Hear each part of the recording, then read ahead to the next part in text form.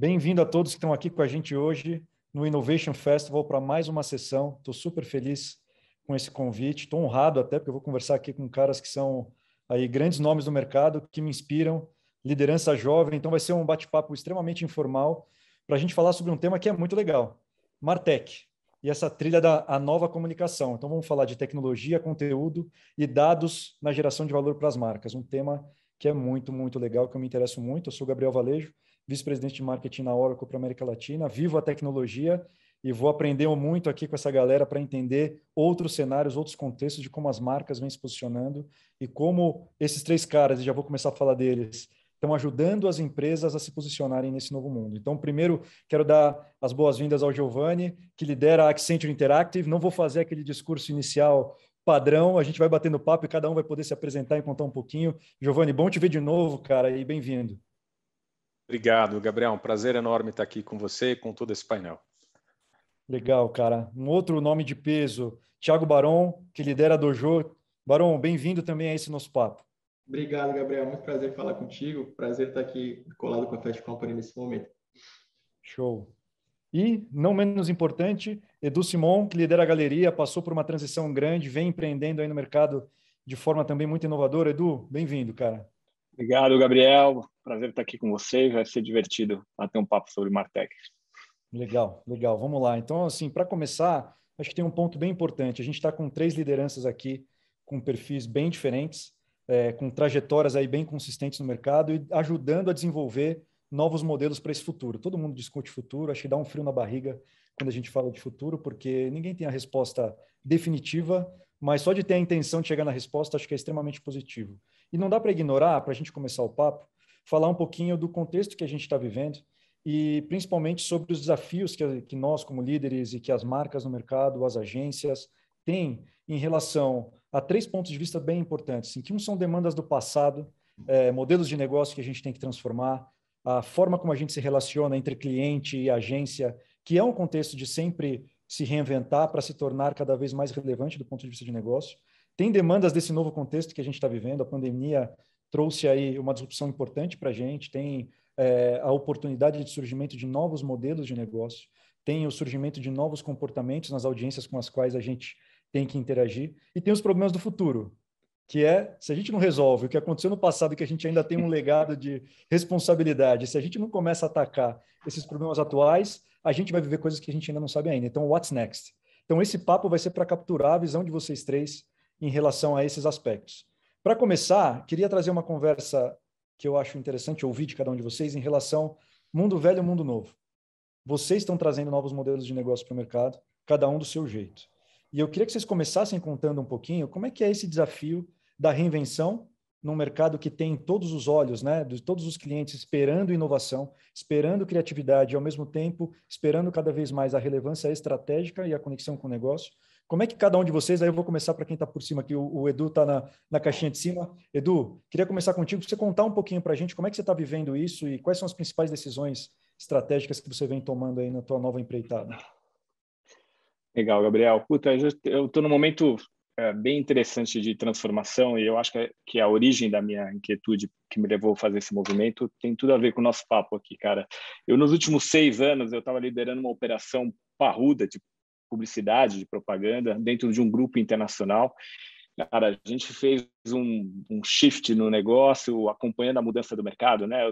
Eu era sócio e presidente da DPZIT, comecei esse negócio em 2015, era uma agência tradicional de publicidade offline, quando ainda fazia sentido falar de offline e online. E durante esses últimos 6 anos, a gente transformou ela num enorme player digital, cara, quase 70% de tudo que a gente comprava no último ano já era digital, com um olhar muito de como é que a gente ajudava os nossos clientes no processo de transformação deles também, né, no processo de digitalização dos seus negócios.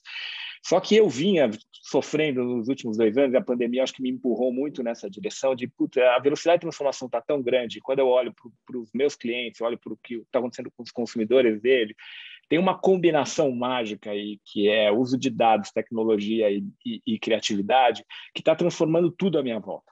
E eu olhava dentro de uma estrutura internacional, de um grupo internacional, onde o Brasil talvez não seja tão importante por causa da desvalorização do real versus do dólar. Eu falava, cara, a velocidade que eu posso imprimir de transformação do meu negócio, eu estou perdendo a oportunidade. E eu, cara, comecei a ficar inquieto a ponto de falar, vou largar tudo isso, vou montar um negócio. E montei o negócio e, para minha surpresa, cara, boa parte dos meus clientes acabou migrando comigo. Aí a gente montou já com McDonald's, Itaú, Natura, a gente ganhou Seara, TikTok, e tem um monte de coisa acontecendo. Eu acho que esse movimento, que é um movimento não muito usual, ele tem muito a ver com esse movimento, esse momento que a gente está vivendo, justamente dessa combinação mágica desses três elementos, né? Eu acho que você está num negócio que você entende perfeitamente o que eu estou falando. Essa combinação, e a gente vai, acho que teve a oportunidade de voltar a isso, quando a gente acha o jeito de usar criatividade, seja usando mídia, seja usando conteúdo, seja usando vídeo, não importa o formato, a gente usa dado para entender o consumidor, entender a relevância do teu negócio para ele, e tecnologia para combinar direito, criatividade e a informação, cara, a gente transforma o negócio aí eu vou falar da minha atuação, eu consigo ajudar muito na transformação do negócio dos meus clientes. A pandemia escancarou esse negócio, porque obrigou as marcas a entender, a se obrigar a entender muito mais os seus consumidores. E quando eu olho daqui para frente, eu acho que a gente vai viver exponencialmente essa transformação muitas vezes ao longo dos próximos meses, porque o negócio vai ficar mais difícil, a gente está vendo a economia apertar e as marcas vão ter que acelerar esse processo de transformação. Então, eu paradoxalmente, olhando esse ambiente difícil, criando um negócio novo, eu estou animado com a quantidade de oportunidade que essa jornada abre para quem está a fim de assumir os riscos, né? E é isso que eu estou vivendo nesse momento. Legal, muito legal, muito legal.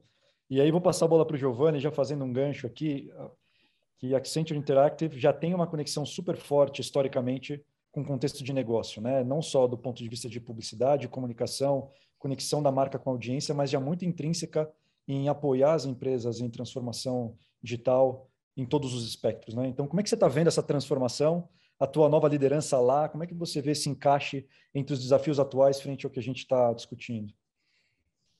Interessante, né? Porque escutando o Edu, talvez pela mesma razão, mas com caminhos diferentes, né? Ele sai de um grande grupo para abrir um negócio, eu saio do meu negócio para ir para um grande grupo. Acho que com uma diferença fundamental, né? Eu saio de um negócio posicionado dentro da indústria criativa, para ir para um grande grupo que, como você bem anunciou, Gabriel, inclui mais recentemente a indústria criativa. Mas, no fundo, ele está lastreado e ancorado no mundo de negócios e de tecnologia. E por quê? Eu estava ali como empreendedor, 12 anos, como presidente e fundador da New Content, que, enfim, teve relativo sucesso dentro do que se propôs a fazer.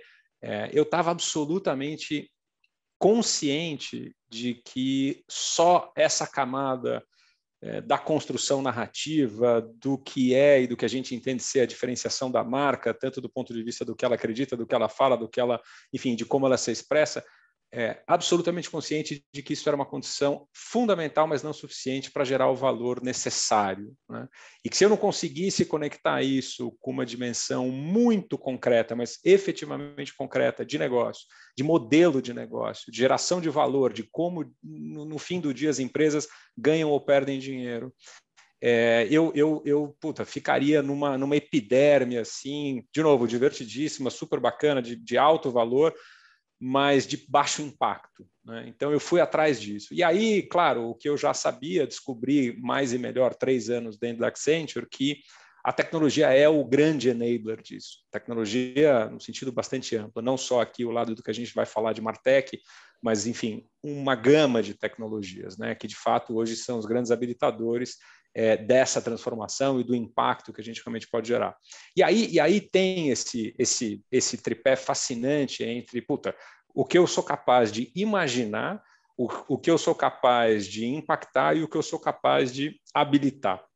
E a verdade é que, se você não for muito bom nas 3 coisas, dificilmente a resultante é crescimento. Crescimento de verdade, crescimento sustentável, crescimento que vai te, enfim, ou perpetuar numa categoria ou romper com uma categoria. Se você olha para qualquer hoje grande caso de crescimento e de alta geração de valor, você vai encontrar esses 3 grandes átomos aí por trás dessa molécula. Então, eu, mais uma vez, fiz um movimento de vida, inclusive, né? Mas saí de uma posição de autonomia, de uma posição de empreendedorismo, por entender que eu precisava me cercar dessas energias. E hoje eu estou num lugar que é uma plataforma, eu diria, muito mais do que um grupo, até porque é uma única empresa, né? Single P&L, em que essas coisas existem e precisam ser articuladas. Aliás, o desafio é esse, não só meu, não só da Accenture, mas de qualquer grande empresa que, de fato, tem essas 3 áreas super robustas.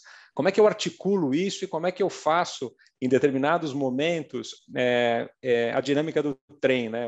Uma ser locomotiva e as outras vagões, porque efetivamente você não consegue promover uma transformação tendo um único tipo de mindset drivando esses programas. Então, estou super animado. Você, aonde você está, você sabe disso, você está num lugar também que é dono hoje de uma grande infraestrutura. Estou super animado e acho que a gente está com a oportunidade de causar transformações que a gente antes só conseguia trabalhar no plano da ficção. Agora a gente é capaz de botar isso na rua, né? E passa por esse trinômio que o Edu anunciou e que eu tô hoje vivendo dentro da Accenture. Então, absolutamente empolgado com o que vem pela frente. Legal, muito legal. E já fica aí para a audiência também uma inspiração, né? Porque independente do movimento de sair do grupo, empreender, de empreender e ir para o grupo, não tem fórmula correta, né? Acho que o mais legal é a gente conseguir colocar o talento onde a gente acredita e apoiar as marcas, apoiar os negócios a serem melhor sucedidos, né? Então, super legal ver os 2 movimentos. E aí eu chamo o Barão para a conversa, porque também vem para o mercado trazendo um modelo diferente, criando algo também aí novo. E é legal a turma ouvir um pouco mais de você. Cara, assim, eu estou muito feliz de poder ouvir um pouquinho do Edu e do Giovanni. Primeiro que a DPZ, quando a gente fala do que é propaganda, é uma escola e sempre foi uma referência para todo mundo. A New Content, por outro lado, era a gente sempre teve um olhar muito carinhoso ali para entender que o conteúdo era a bola da vez e continua sendo há muito tempo. Mas eu, diferente de ambos, eu nunca tive chefe, cara. Eu sempre fui empreendedor, sempre tentei, de alguma forma, criar formatos de operações que fossem... de certa forma, inovadores dentro do que eu conseguia me propor a fazer. Então, comecei a carreira lá atrás como programador, comecei a vender código para a IBM, e isso me transformou e me colocou dentro de uma esfera de tecnologia bem diferente. E acabei caindo no mundo da publicidade por acidente e me apaixonei por aqui fiquei. Mas eu acho que quando a gente entende que a tecnologia ela é um intermediador de muita coisa que a gente vive, na verdade, ela é uma inspiração e ela é um resultado do que as pessoas vivem culturalmente nas suas vidas. Eu acho que ela começa a ser um fator que ela vira a chave para todo mundo que está pensando no negócio daqui para frente. Então, cara, para a gente, o business case da Dojo começou em 2016, mais ou menos. Ele já tinha um feeling onde a gente entendia que machine learning e a inteligência artificial poderia fazer sentido na definição de insight. E a gente começou dali a desenhar alguma coisa que pudesse ser, de fato, hoje uma ferramenta de geração de insight e informação no dia a dia da agência. E aí, 2 anos e meio para cá, é o tempo que a Dojo tem, a gente saiu de 0, eu e meu sócio, para 150 pessoas, cara, gerando um resultado super sólido no momento de pandemia, com um cliente que para a gente foi espetacular, porque teve que fazer a transição forçada, que foi a L'Oréal. Já tem de 16 marcas a L'Oréal, hoje a gente é a maior agência da L'Oréal, justamente fazendo essa transição do omnichannel, onde o trade começa a ter um pouquinho de perda de prioridade e o digital tem que conseguir fazer o papel de representação na vida das pessoas, como talvez o trade não tenha feito. E a tecnologia estando alinhada a isso, entender que o movimento dos Progressive Profilings, que a gente teve que fazer todo o mapeamento para trazer as pessoas para perto, as atribuições corretas, etc., é um monte de tag e coisas do fim do dia que são tecnológicas, mas no fim do dia a gente está falando de comportamento de pessoas que é dito há 50 anos, assim como qualquer outra coisa. Então, quando a gente triangula essas coisas, eu acho que no fim a gente vai falar sempre do presente para o nosso futuro, a gente vai falar de conteúdo, contexto e a experiência da pessoa que está do outro lado, né?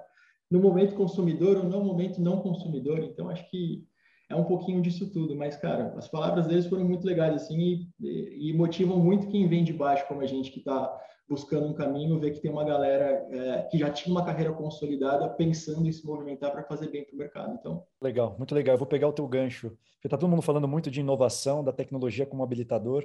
Você trouxe um ponto importante, que não existe tecnologia sem gente, né? No final, tudo que a gente faz é para gerar impacto na vida das pessoas, é para habilitar habilidades para as pessoas quando são ferramentas para que a gente use em prol das marcas ou ter benefícios na vida pessoal. Então, eu queria trazer um pouco desse comportamento para ouvir um pouco de vocês sobre isso. Acho que o ponto que a gente vive hoje da pandemia, a gente não pode esquecer de todo o desafio pessoal que as pessoas vêm vivendo, questões familiares, né, questões de saúde pública, que é importante, mas, por outro lado, trazendo para cá o olhar do business, a gente tem mudança de comportamento. Tem gente mudando estilo de vida, a gente vê pessoas que têm talvez baixo potencial de compra indo morar longe do trabalho para pagar um aluguel mais barato e aumentar seu potencial de consumo.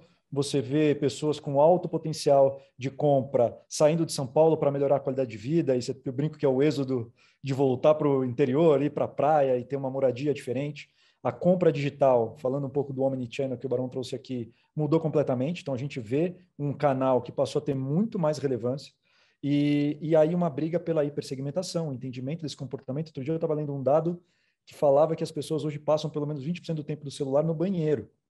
Então, isso demonstra que a jornada realmente mudou completamente. Como é que vocês veem? E aí, queria ouvir de cada um, eu volto para o Edu e vou fazendo esse bate-bola com vocês, os clientes buscando experiência. Porque a gente vê, por exemplo, no varejo, a briga agora está por quem entrega mais rápido. Não é só ter o melhor produto num preço adequado. Chega no dia seguinte, chega no mesmo dia, chega em 45 minutos. Então, tem uma experiência que está sendo uma disrupção em relação à experiência, e a briga deixa de ser, talvez, e é isso que eu quero ouvir de vocês, pela percepção da marca, pela relevância histórica e talvez pela última boa experiência que eu tive ou que alguém que eu conheço teve.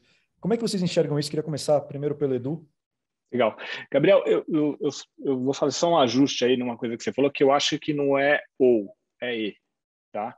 São as duas coisas, né, cara? Primeiro, assim, eu acho que a pandemia, cara, é uma coisa terrível, cara, para todos nós, no nível pessoal, no nível de gestor, muito difícil, mas óbvio que ela acelera um monte de transformação e transforma muita coisa do ponto de vista de hábitos, de meios, de consumo de mídia, de hábitos de consumo, da forma como as marcas acessam.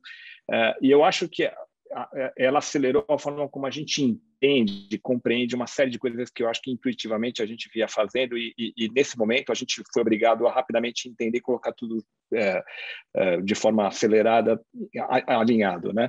Então vamos entender o seguinte, grosseiramente falando, a gente historicamente sempre usou mídia para colocar o consumidor no funil, vamos falar assim, tá? E eu acho que agora a gente as marcas estão entendendo, como você falou, essa última experiência. O que significa essa última experiência? Não adianta nada eu ser muito capaz de colocar um consumidor no funil, fazer ele considerar minha marca, fazer ele comprar minha marca e desperdiçar essa experiência que ele está tendo comigo, porque a experiência dele ao longo desse processo e no primeiro uso é ruim. Então, quer dizer, tudo isso faz com que a gente entenda que viver uma marca é tão importante quanto atrair o consumidor para o consumo, né? Então, eu acho que tem aí uma história que a gente está vivendo profissionalmente, é muito interessante ver isso, cara.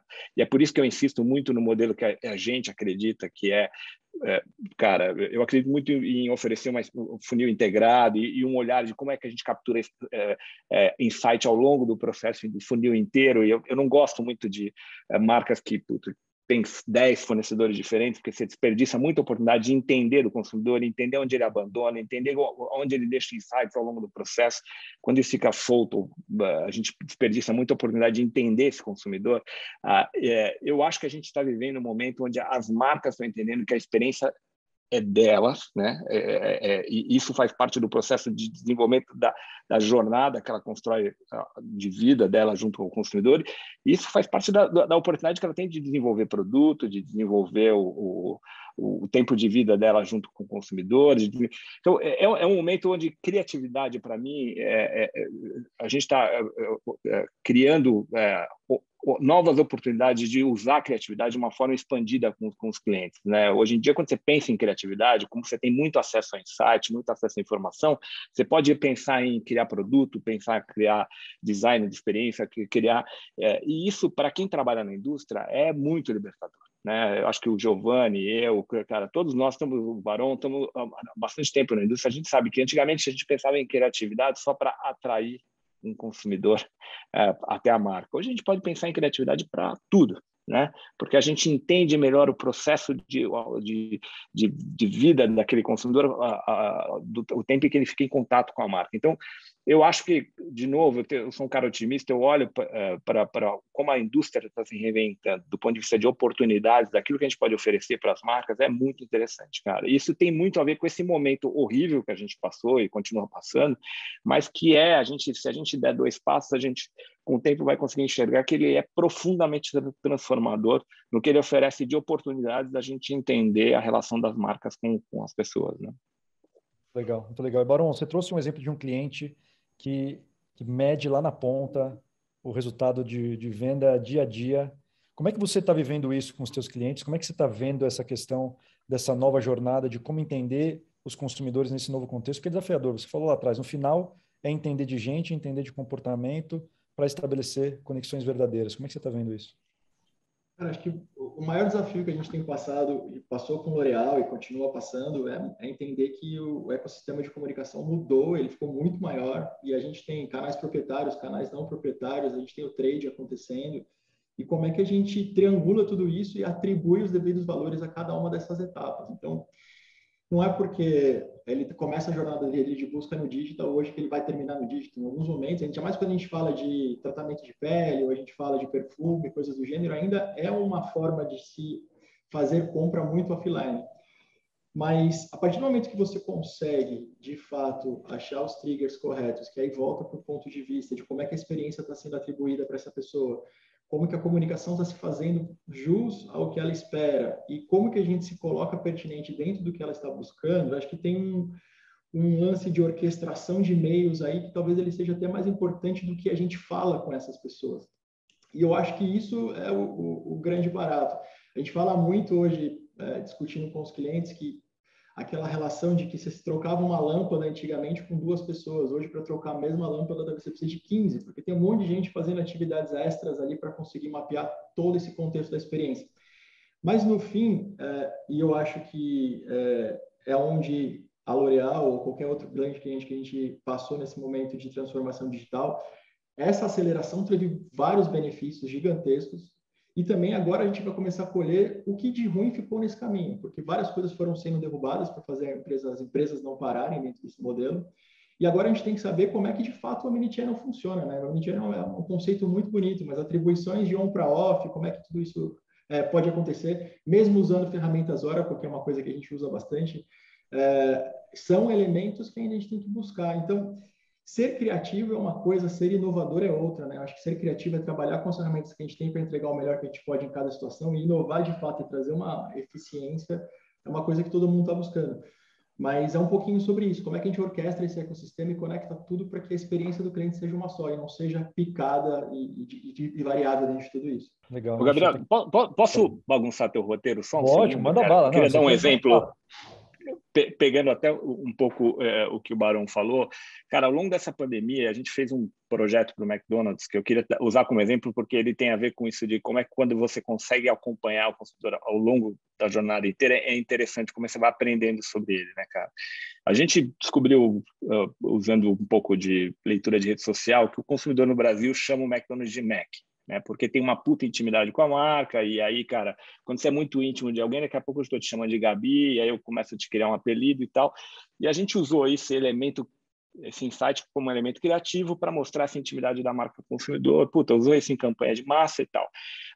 E aí a gente usou isso em social para começar a entender quais as diferenças que as pessoas têm regionalmente, com cada região, como é que chama, e aí a gente respondia as pessoas com, puta, na região tal, o cara chama de Mecoso, de McDonald's, e a gente foi usando isso para conversar com as pessoas.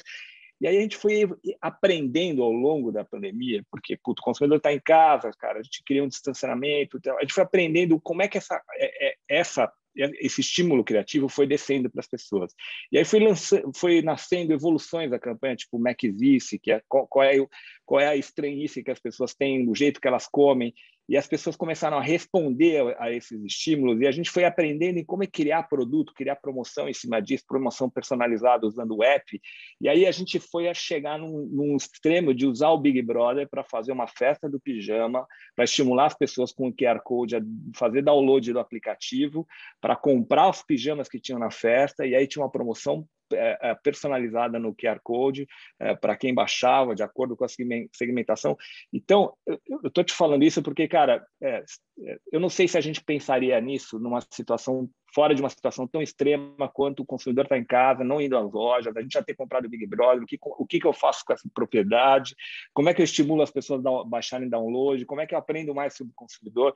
Então, cara, eu acho que essa situação que a gente se expõe, numa situação como essa, obriga a gente a quebrar um pouco a forma como a gente usa a mídia de massa, como é que a gente usa download de aplicativo, como é que a gente usa o aplicativo, como é que a gente usa delivery, e a gente foi aprendendo muito sobre o consumidor, usando um pouco a combinação do que é offline, do que é online, do que é app, do que é...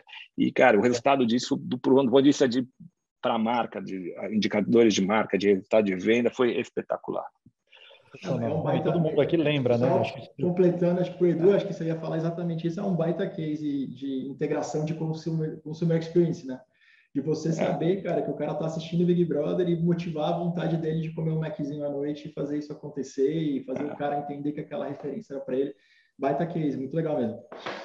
Super legal, super legal. E eu ouvi de um cliente, não vou me lembrar a marca agora, mas falou que ela fez uma mudança de um site institucional para e-commerce em 1/3 do tempo que ela faria no momento normal. Então, a pandemia realmente dá essa aceleração. E aí, trazendo o Giovanni para o papo, eu vou voltar num ponto que ele falou no começo, que eu achei bem legal da gente trazer aqui, que é a questão da transformação digital. Porque, por algum momento, a gente pensou na transformação digital sobre a ótica do uso de redes sociais, sobre a ótica da mídia digital, entrou a mídia programática, entrou um pouco de salas de performance no meio do caminho, mas a transformação digital acaba sendo um pouco mais profunda, ou talvez muito mais profunda do que a gente normalmente discute. E eu acabei vendo ao longo no começo da pandemia, principalmente, 3 grupos de empresas. Tinham as empresas que eram mais disruptivas, que olharam para a pandemia e falaram, cara, vai doer, mas a gente vai fazer alguma coisa diferente, a gente vai avançar, vamos olhar a tecnologia, vamos experimentar e atacar.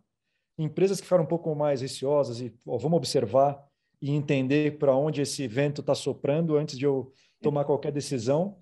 E algumas empresas que ainda não entenderam muito bem para onde o barco tem que ir. Giovanni, como é que você viu tudo isso sob a óptica da Accenture? Quais foram os grandes desafios que vocês tiveram que enfrentar e apoiar os clientes para fazer aí uma guinada rápida nesse contexto que foi tão desafiador e está sendo ainda, né?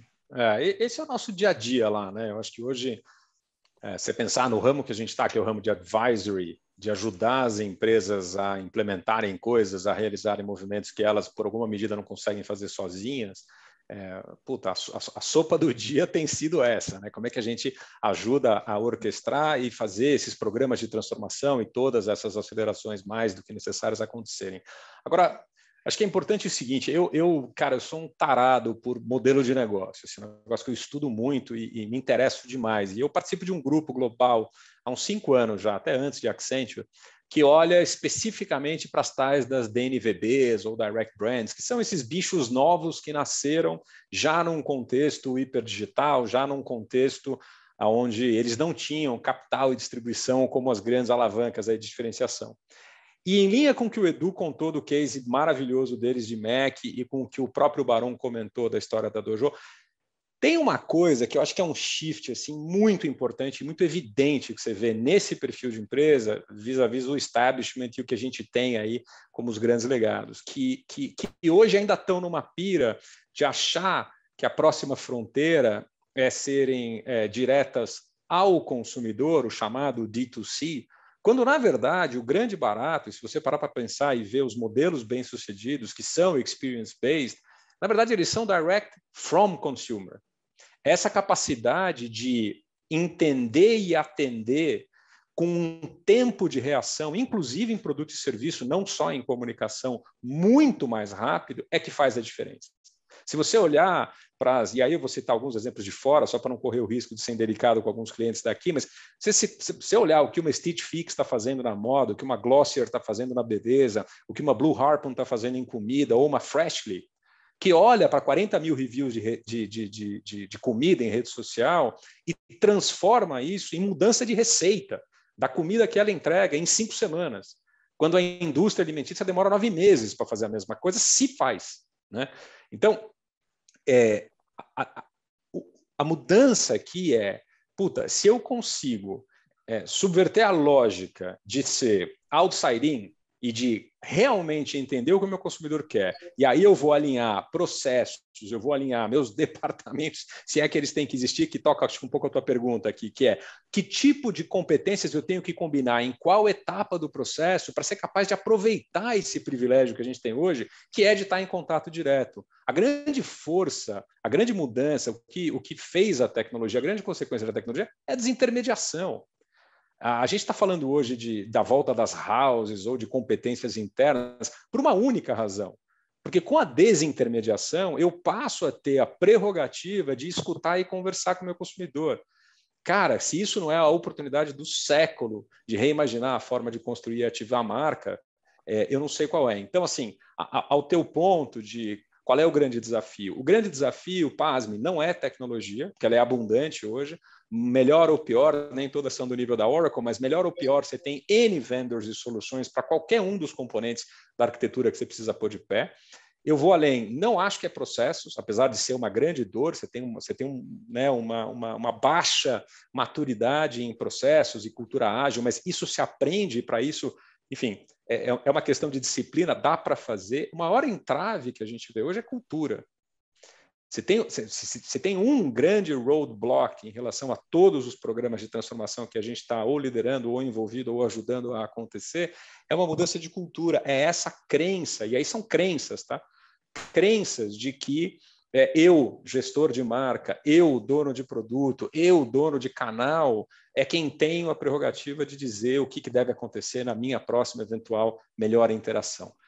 Então, acho que está aí o segredo da história. Assim, a gente tem um trabalho grande, a gente acabou, inclusive, de trazer para o Brasil uma das nossas empresas aí da rede Accenture, que é a What If, que é uma empresa de design totalmente focada em transformação cultural de organização, porque está aí o grande nó.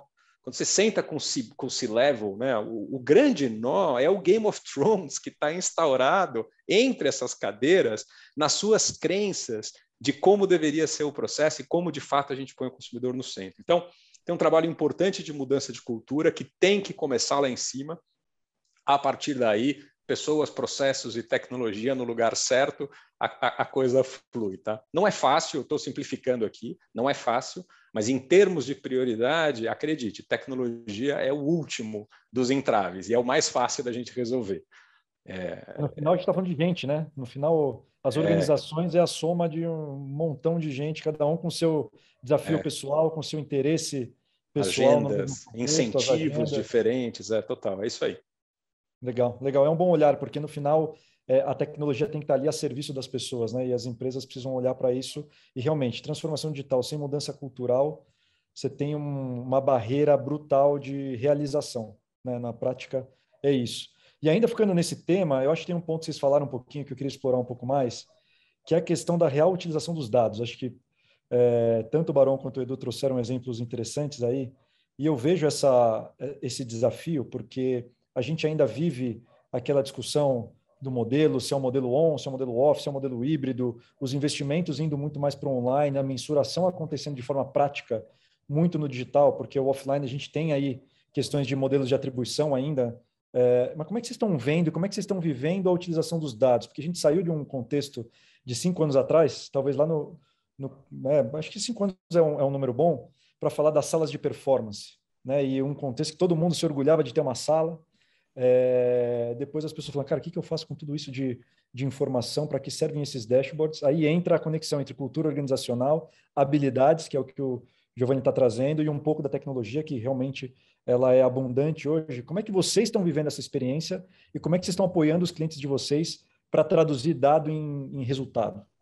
Cara, acho que tem uma coisa legal que você disse, que é, nos momentos das salas de performance ali, eu lembro que eu cheguei a ter uma quantidade absurda de telas na agência só pelo fato de se mostrar atualizado e, de certa forma, culturalmente tentar impregnar o acesso à informação distribuída entre todo mundo que decidia pelo trabalho. E eu acho que isso é meio natural do ser humano, de quando a gente está curioso e está investindo em alguma coisa, a gente peca pelo excesso. E eu acho que os dados, durante os últimos anos, eles foram, de certa forma, tratados como devem ser, realmente são importantes para a nossa jornada, mas eles não fazem nada sozinho, né? Então, acho que quando a gente transforma dado em informação e essa informação vira, de fato, um decisor, com que eu consigo tomar alguma decisão com essa informação que você me trouxe? Eu acho que aí a gente está falando de coisas que fazem o negócio mudar. O dado pelo dado, ou a informação pela informação, ela sempre vai existir, independente dela ser cookie-based, que é uma coisa que, quando a gente falava de performance, era o grande barato, era conseguir fazer a integração de todas as DMPs e DSPs funcionarem para que a gente achasse essas pessoas em diversos canais. Agora a gente está indo para um lance que vai ficar muito mais relacionado, de novo, sem o cookie, a preencher formulário, a ter mais informação sobre as pessoas, a ter controle sobre o first party data para falar sobre essas pessoas. E aí a gente volta a falar de CRM, de comunicação e de experiência. Então, para mim, é circular o que a gente está vivendo. E, no fim, tem uma questão super prática, que é a informação certa, às vezes ela vai estar, como o Giovanni disse, nas pessoas que vivem o produto de uma forma etérea, e não da pessoa que criou o produto, da pessoa que vende o produto, da pessoa que busca o resultado do produto. E eu acho que quando a gente vive todos esses paradigmas, eu acho que a gente tem um lance acontecendo do lado do cliente, que tá tudo bem não saber o que está acontecendo e tá tudo bem escutar várias pessoas e conseguir se ajudar a fazer um trabalho mais coerente, com uma cultura renovada, porque, no fim, as empresas que acabam tendo, geralmente, as razões e sabem muito sobre o próprio negócio, elas param de escutar quem está do lado de fora. E esse é o grande segredo que eu acho de marcas que a gente está falando por aqui. Elas entendem o poder do consumidor na jornada delas e permitem que isso faça parte da decisão do que elas estão tomando para o próximo passo. Usando o Mac de novo aqui, Edu, não estou puxando o saco não, cara, que eu sou fã da relação do Mac aí, mas, cara, uma marca do tamanho do McDonald's, conseguir trocar McDonald's por Mac, você entende como ela vê o valor da jornada do cara que consome o produto dela.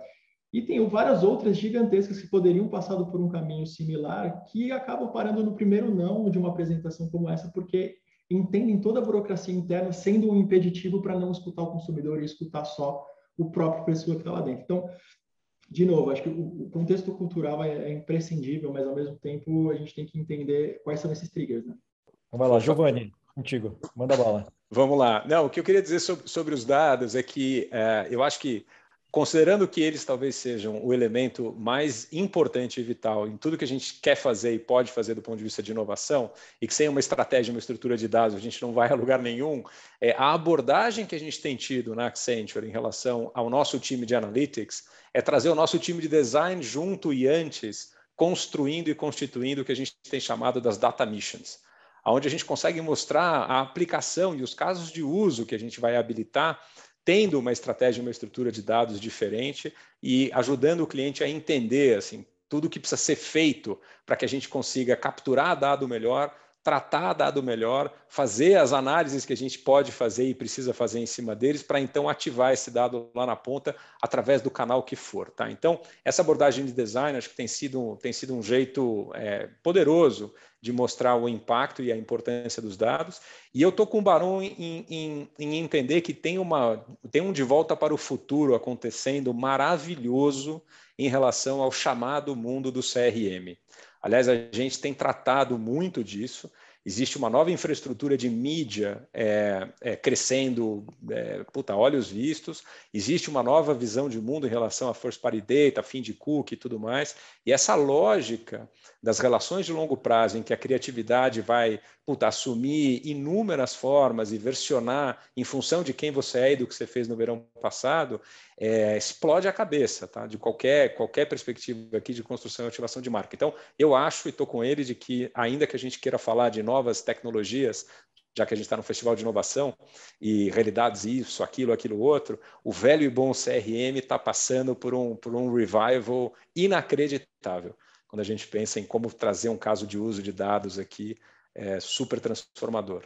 Esse é um ponto interessante para a gente tratar, porque na prática a gente está falando, fala de inteligência artificial, comando de voz, machine learning, tudo isso, mas por trás, uma bela estrutura, a boa e velha CRM, entendendo realmente quem são as pessoas, comportamentos, e aí tentar trazer algoritmos que tragam algum tipo de previsibilidade para essa discussão, fazem todo sentido nessa conversa. Mas aí eu vou virar essa conversa para o Edu sobre uma coisa que está por trás disso que você trouxe agora, Giovanni. Gostei dessa combinação do time de dados com o time de design. Está falando de gente. E falar de gente é um assunto bem interessante, porque se vocês são empreendedores, todos gestores, tem muita liderança nos assistindo e uma turma que também está ascendendo para a liderança. Falar de gente é sempre complexo, porque a gente tem que pensar sob a ótica do indivíduo e sob a ótica das competências técnicas. Como é que vocês estão vivendo isso? Aí passo a bola para o Edu, que construiu aí um novo negócio recentemente. Como combinar os novos desafios com as mesmas pessoas? Porque na prática é isso, a gente está tendo desafios que a gente não tinha antes. Como é que a gente acelera a curva de aprendizado das pessoas? Como é que a gente habilita os times a entrar num mindset de adaptabilidade? Porque acho que o grande contexto, aquela frase célebre de tem que desaprender e reaprender, parece uma coisa meio de livro de autoajuda, mas na prática é isso, porque o ser humano tem um instinto de sempre resolver os problemas, os desafios com algo que ele já conhece. E a gente está vivendo um contexto de aprender a resolver os problemas com coisas que a gente não conhece. Como é que você está vendo esse desafio, cara? Cara, é uma coisa muito interessante, e aí eu vou fazer umas analogias aqui, se você me permite, porque acho que ajuda a gente a entender o que a gente está vivendo. A gente está misturando uma turma no andar que não andava junto, né? Que é a turma de tecnologia, a turma de dados, com uma turma de criatividade. É uma turma que não andava junto, eles são diferentes, são de tribos diferentes, pensam e agem de maneira diferente, né? E a gente está forçando essa turma a andar junto, porque juntos eu acho que eles crescem, cara, eles produzem melhor, eles aprendem coisas diferentes e eles se completam, né?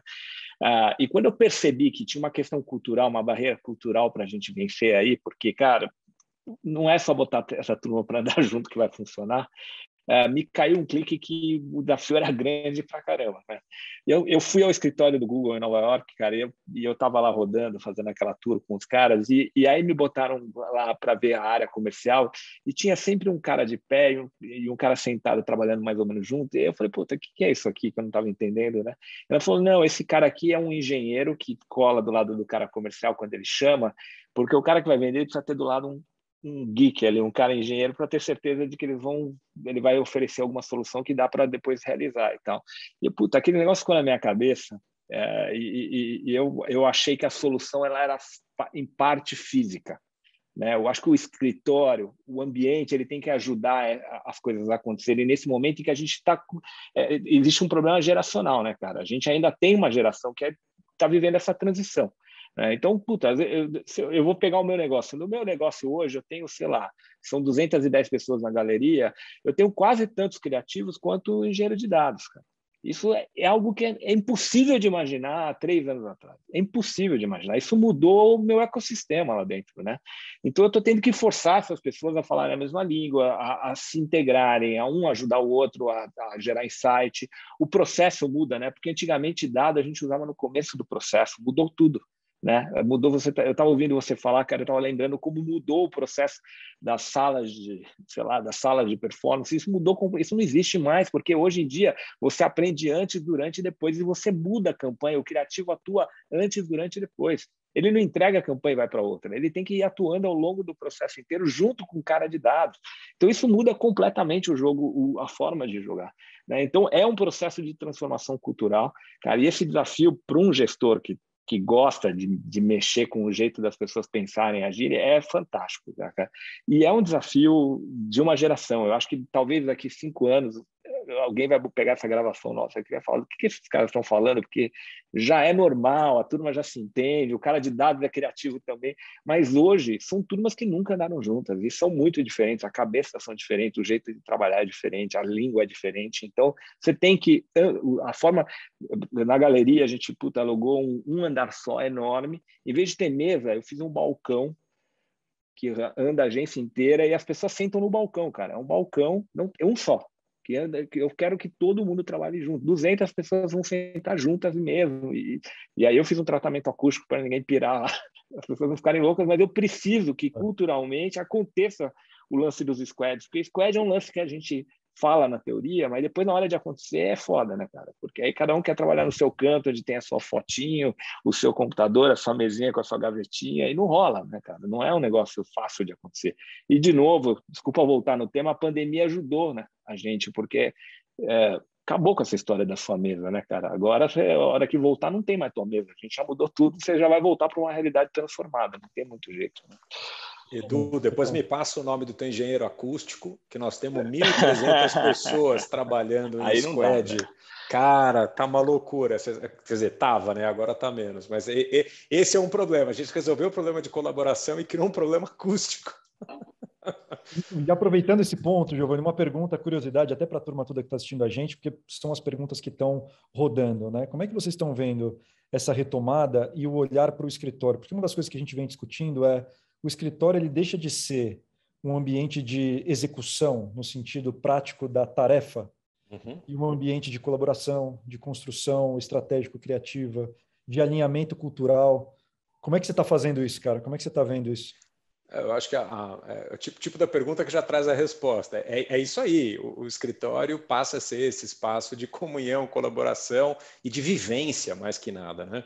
A gente está aqui numa capacidade meio homem de ferro, assim, human plus machine, de fazer 30 reuniões por dia, de estar nessa maluquice telecena, assim, de hora em hora, você está em algum lugar do mundo, falando algum idioma, o que é muito legal. Ok, produtividade sobre um ponto de vista, mas e a vivência? Isso que o Edu comentou, dessa turma que agora tem que andar junto, e eu estou 100% com ele, e a abordagem que a gente tem na Accenture também, que é misturar. Esquece essa ideia de que porque eles são de tribos diferentes, vamos deixar separado. Ao contrário, vamos criar códigos novos, signos novos, piadas novas, aliás, mais do que a integração fashion, a integração de humor tem sido também um desafio cultural interessante, porque são códigos completamente diferentes.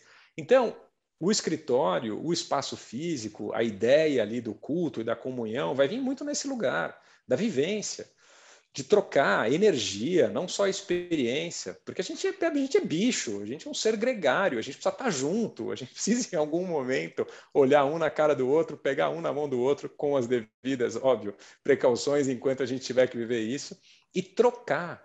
Tem um aprendizado aqui não verbal muito grande, né, na forma de atuar. E outra coisa que eu acho que a esse ponto todo mundo aqui na física já viveu. Sabe aquela ideia de que nada acelera mais uma relação, para o bem e para o mal, do que uma viagenzinha?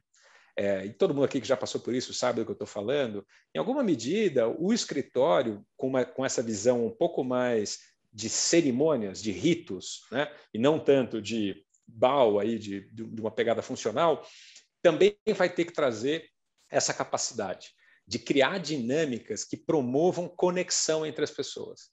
Porque isso é priceless e isso cria um espírito de corpo que depois é muito importante na entrega do projeto. Tá? Então, tem um trabalho grande que a gente está fazendo global, mais uma vez alavancando também nossos times ali que são experts nisso, em desenhar, cara, todo um novo play de jornada híbrida. A gente está ali na Vila Leopoldina, ali, como eu brinco carinhosamente, no Bronx, num galpão absolutamente open space, desde sempre, já tem 3 anos, na verdade, fazendo promovendo essa integração física e agora nesse lugar mais de ritos e comunhão e menos de entrega de projeto. Mas é determinante, cara, senão você não vive a cultura. Deixa eu só complementar uma coisa, Giovanni, que você está falando que eu acho que tem um ponto aí que o escritório ele vai deixar de ser um lugar onde a gente tem que ir para ser um lugar onde a gente tem que querer ir, cara. Ótimo. E eu acho que isso muda tudo, muda o jogo, cara. Muda a forma como a gente, como executivo, como líder, como gestor, olha para o negócio físico, sabe? A gente tem que oferecer um lugar onde as pessoas têm que querer ir porque é gregário, porque é legal ir, porque rola melhor o trabalho e tudo mais, e porque é bacana ir, porque tem os valores da nossa empresa, porque é o seguinte, funcionou trabalhar em casa. E tem uma galera que saiu de São Paulo, eu tenho um amigo que trabalha no escritório de advocacia em Nova York, que ele falou, cara, a gente perdeu 30% do escritório, porque o cara saiu de Manhattan e não quer voltar, está trabalhando em São Francisco, não quer voltar, e a hora que a gente falou, tem que voltar, o cara falou, não quero voltar. E eu fiz um censo aqui com a minha turma, tem gente morando em Floripa, tem gente... E eu vou ter que fazer um escritório que vale a pena, e tive que desenhar desse jeito, entendeu? Que seja legal, que seja gregário, que seja bacana para as pessoas irem trabalhar, e eu acho que todos nós vamos ter que pensar nisso. Talvez seja por isso que as empresas de tecnologia, o Google, esses caras estão comprando tudo em Nova York, estão comprando todos os espaços, estão achando que isso aí vai virar um business de novo, ser dono de metro quadrado nos grandes centros urbanos, entendeu? Bom ponto, é um bom ponto. Barão, você, cara, a gente não te ouviu. Como é que está esse lance para você, não só do ponto de vista do escritório, mas como você está vendo essa questão da diversidade na contratação, atração de talento, pensando nesse contexto de novas habilidades, novos problemas, como é que a gente habilita as pessoas? Para a Dojo, assim, eu acho que a gente tem uma coisa que é um pouquinho diferente do dia a dia. A gente é uma empresa que nasceu com o DNA em Design Thinking. Então, desde o começo, nossa operação era de pegar as pessoas e colocá-las quase que a forceps juntas para trabalhar e trazer esse ponto de vista coletivo na mesa.